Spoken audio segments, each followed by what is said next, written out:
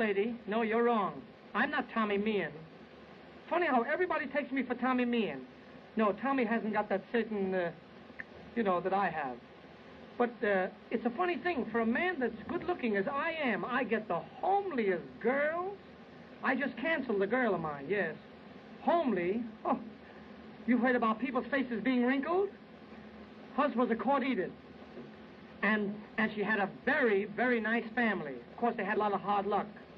Yes, her poor father, he died of throat trouble. They hung him. And her brother, lovely chap, but he's gone, poor fella. With good behavior, he ought to be out in 1927 or 8. You know, he used to work in a bank. But no matter how much the boss likes you, you can't work in a bank and bring home samples. Oh, no. And she was a nice girl. I didn't mind her being homely, but she was so dumb, terribly dumb. Well, she was so dumb, they had to burn down the schoolhouse to get her out of the 2nd grade. Can't beat that. Well, enough about her. I think I'll recite. That's it. I feel poetical. There was a man who loved the bees. He was their earnest friend. He used to sit upon their hives, but they stung him in the end. Thank you. I knew you'd like it. Now I think I'll sing. It's the safest thing for me to do. Mr. Olson, would you play something for Eddie? Do that, will you?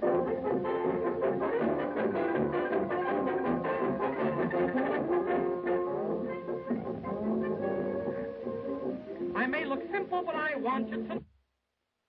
I'm full of knowledge. I'm right at home with brainy men, and then my wisdom I show. But when there's clever girls around, I get up and go. Those educated babies are a bore. I'm going to say what I've said many times before. Oh, the dumber they come, the better I like them, 'cause the dumb ones know how to make love. Oh, Weisenheimer has you meet her folks when you call. The brainless baby always keeps you down in the hall. Oh, the dumbbells I met have won beauty prizes. They look like angels sent from above. A clever girl will want to know if you mean to wed. The dumb ones never think of looking that far ahead. That's why the dumber they come, the better I like them, 'cause the dumb ones know how to make love. Oh, the dumber they come, the better I like them, 'cause the dumb ones know how to make love. The smart girls speak Greek and other languages too, but the dumb girls only languages who's putchy as you. All the saps that I've met have won beauty prizes. They look like angels sent from above. You start on squeezing clever girls, you're soon on the shelf.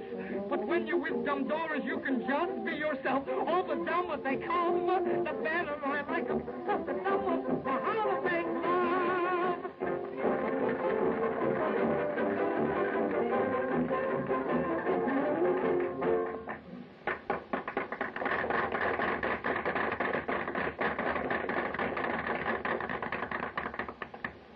I deserve it.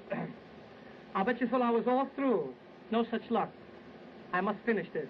Oh, before I forget, yesterday I went down to the Pennsylvania Railroad station to wait for a train from Philadelphia.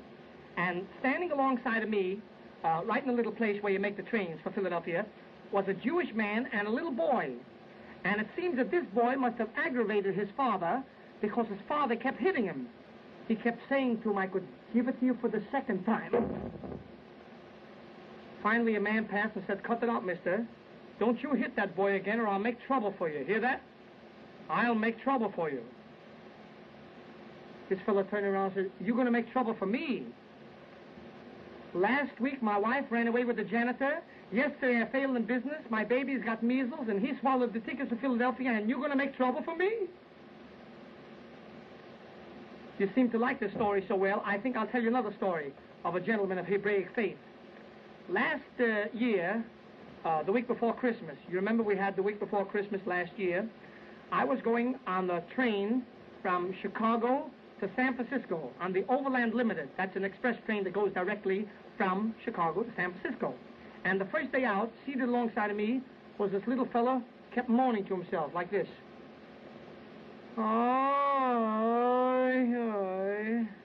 And the next day out, he repeated the same thing. He says, and when he did it the 3rd day, I went over to him. I said, "Mister, please excuse me for butting in, but I want to help you. Tell me why. Why do you keep moaning like that?" He says, "Oh, It's already the third day I'm on the wrong train. Well, I think I'll sing again now. Won't hurt. Mr. Olson, again, won't you play a little something for Eddie?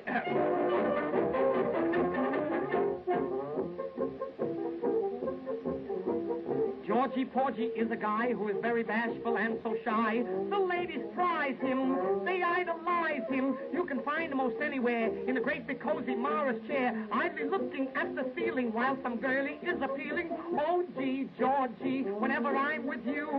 Oh, gee, Georgie, I don't know what to do. You never tease or hug or squeeze like Johnny or Joe. You look at me and then, oh, gee, I get so, I don't know. Oh, gee, Georgie, what can it be?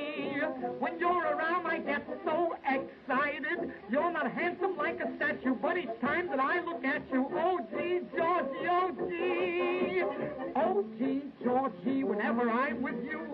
Oh, gee, Georgie, I don't know what to do. You talk to me of poetry and music and art, but you're not here for that, my dear. I wish you'd start. Have a heart. Oh, gee, Georgie, what can it be? When you're around, I get so excited. My head should be just where your chest is. Kiss me, hot lips, I'm as best